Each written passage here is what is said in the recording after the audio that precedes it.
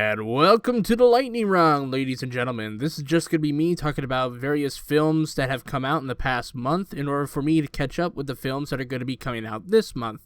So let's start things off with... Out of all the films I am talking about today, none could be more disposable than Noelle. A lot of the movie is spoiled in the trailer, which led me to find the whole thing uneventful. This was especially upsetting since I love the actors here. It's just the story is uneventful and paint by numbers. And then the film makes a big deal about Anna Kendrick's Noelle being the new Santa Claus, but I'm afraid Whoopi Goldberg beat this film to the punch in 2001 in Call Me Klaus. It felt like the filmmakers were bracing for a media storm, and I don't fault them, but to me it just comes off as weirdly disjointed. I just feel like that in the end, in the long run, this film won't be remembered as much. On the flip side, on Netflix, we have the animated film Klaus, and boy, what a breath of fresh air. I feel like Santa as a character has been used mostly as either a mythological being beyond comprehension or the butt of a joke. Unfortunately, Klaus does some fresh things with the origins of Santa Claus. Weirdly enough, this film was shopped around in 2015, but no one was willing to back it. Then in 2017, Netflix snagged it, and I am glad that they did. The animation here is on the same level as Into the Spider-Verse, where it is traditionally hand animated, but the 3D CG lighting of the film uses gives the film a unique visual aesthetic, and the character designs remind me of films like The Iron Giant at times. The film plays around with the common lore of Santa Claus, and some of the twists were clever, but truly what gives this film the extra punch for me was Santa himself, played by J.K. Simmons. This take on Santa Claus gives a much more humanized portrayal as the film progresses. His backstory is revealed more and more, showing that his past, as well as why he made toys in the first place, were something of a tragedy, and how him doing these deliveries is his pain being put to good use in a positive way. With this aspect, I found myself becoming more emotional than usual. Yeah, Klaus is an amazing film, and I would recommend it every year.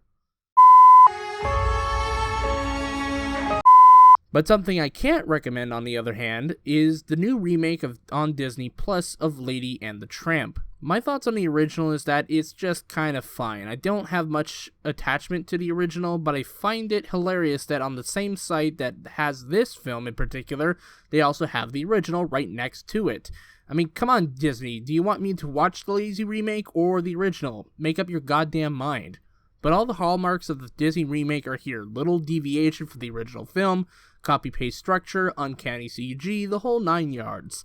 They did take out the Siamese song, which thank God for that, but the thing about this film is that they either didn't know or didn't take into account the film's time period. For a film trying to be quote-unquote realistic with its depiction or dedication to time period accuracy, they didn't take into account the fact that at this time in history, in the state where this takes place, ladies' owners couldn't be married because of racist laws that were put into place. This is up there with Beauty and the Beast portraying France as sexist for not allowing women to read, when in reality, in that same time frame, women were allowed to read and had their own digest for it. If you want more clarification, check out Lindsay Ellis' video on Beauty and the Beast.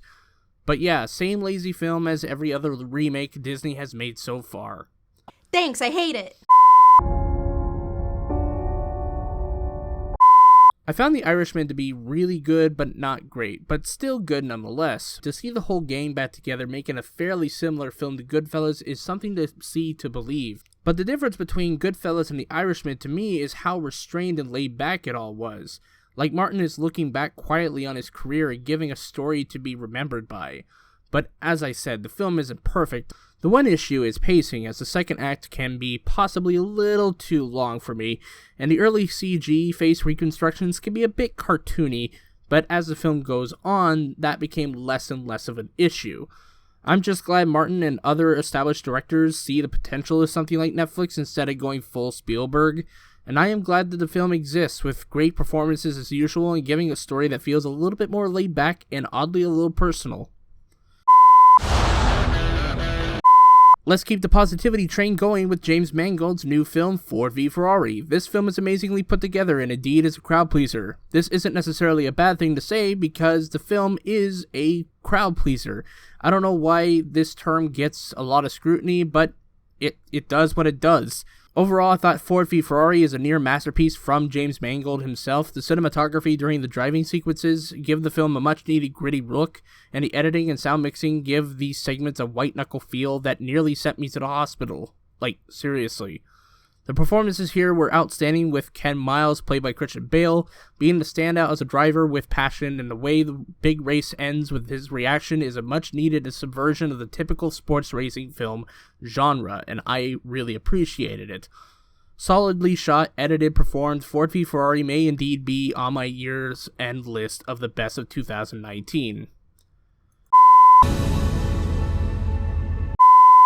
I find it funny how we are getting this film 1 year after getting the documentary Won't You Be My Neighbor, but unlike that film in particular, this film really isn't about Mr. Rogers much, rather his impact on an Esquire magazine journalist in the late 90s, who would later write the famous Esquire cover story, Can You Say Hero? This change in perspective gives a different angle to Mr. Rogers as a character, and how his methods of child psychology could impact not just children, but also allows us as adults to reevaluate ourselves.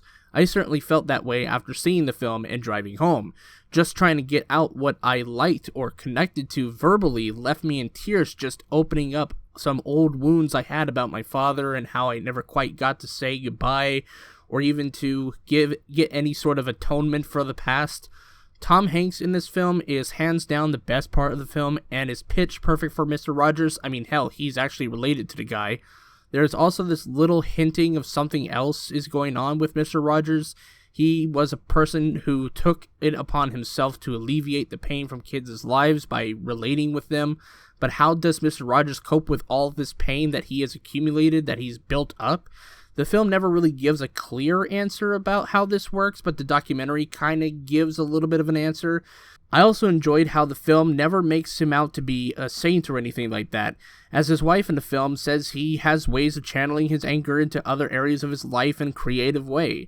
I like the film transitions between cities, and it gives the film the feel that the entire story is like an episode of Mr. Rogers' Neighborhood.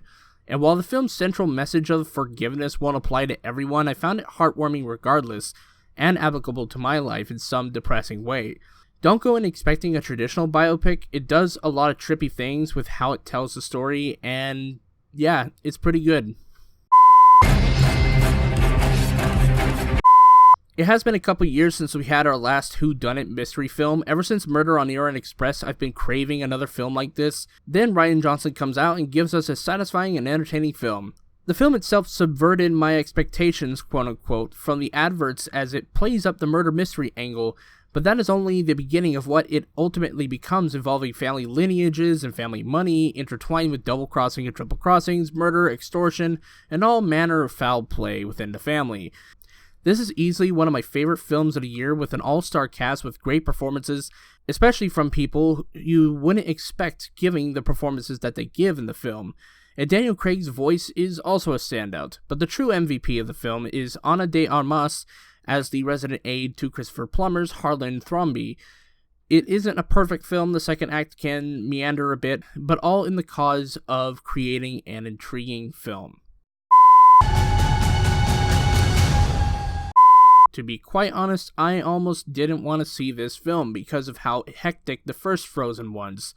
In my opinion, I've warmed up a little bit to the original film, but it isn't as great as Tangled, even after all these years. I was expecting that Frozen 2 was going to happen, and so I finally saw the film and I found it to be meh.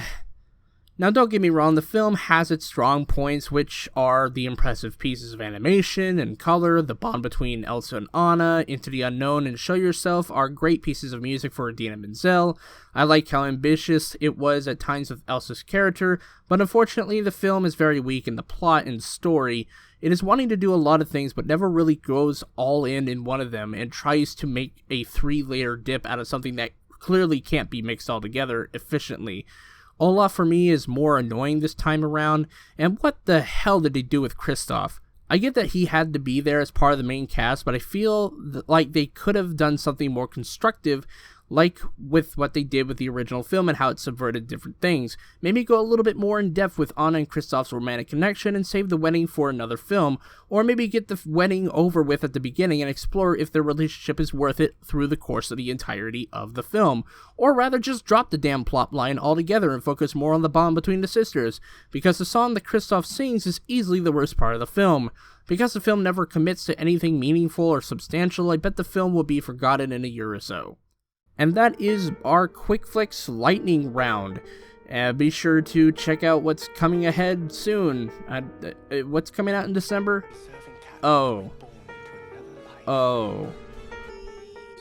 That's not good.